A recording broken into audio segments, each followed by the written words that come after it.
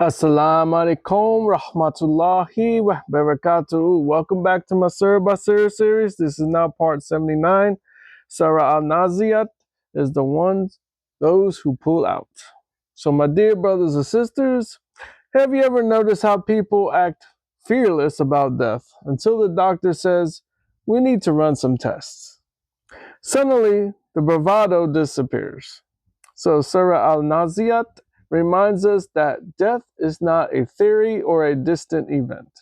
It is a moment already written, and when it arrives, no one negotiates with it.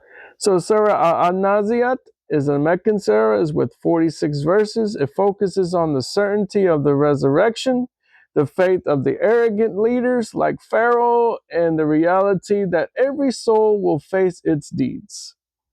The surah begins with powerful oaths describing angels who remove souls from bodies.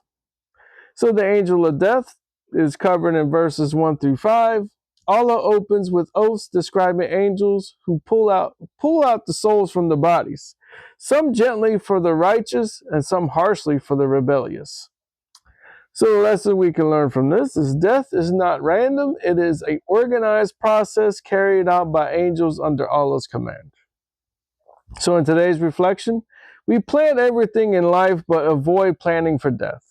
So Surah An-Nāziʿāt reminds us that preparation for the Akhirah, where the hereafter, is the most important preparation of all. So in verses 6 through 14 covers the terror of the last day. Allah describes the earth shaking violently when the trumpet is blown. Hearts will tremble, eyes will be humbled, people once mocked to resurrection ask if they would really be returned to life after becoming dust. So Allah responds that it with only one blast of the trumpet, and when they will stand again. So the one who created life the first time can certainly create it again. Verses 15 through 26 talks about the story of Musa and the Pharaoh. Allah reminds the Prophet Muhammad, peace be upon him, about the story of Musa, peace be upon him, confronting Pharaoh. Pharaoh declared himself supreme. He oppressed people and rejected the truth. But arrogance has consequences.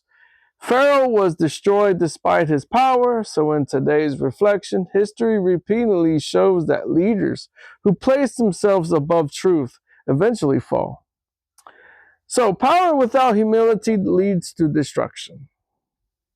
So creation as evidence, covered in verses 27 through 33, Allah asks a powerful question. Is it harder to create you or the heavens? He then lists signs: the sky raised high, night and day regulated, the earth spread out, water and vegetation provided. So the lesson we can learn from this is if Allah created the universe, resurrecting humanity is easy. Verses 34 through 41 talks about the final outcome. When the day arrives, people will remember everything they did. Two groups appear. Those who followed their desires and ignored Allah will face hell. Those who feared standing before their Lord and restrained themselves from wrongdoing will enter paradise. So self-control today leads to eternal success tomorrow. So lessons we can learn from Surah An-Nāziʿāt is death is organized by divine command and arrogance leads to downfall. Creation proves resurrection and self-discipline protects the soul. Fear of Allah leads to paradise. This section is for my non-Muslims who watches my videos. This surah challenges denial by pointing to the universe itself. If creation required intelligence and design, resurrection is not impossible. Islam calls people to reflect on evidence rather than dismiss it. And to the non-Muslims or to the Muslims, do not be distracted by temporary life. Train your heart to control desires and remember the day you will stand before Allah. And in my closing, Surah An-Nāziʿāt reminds us that every life has a final chapter. Some will meet that moment with fear, others will meet it with peace. The difference is not luck, it is how we lived before that final page.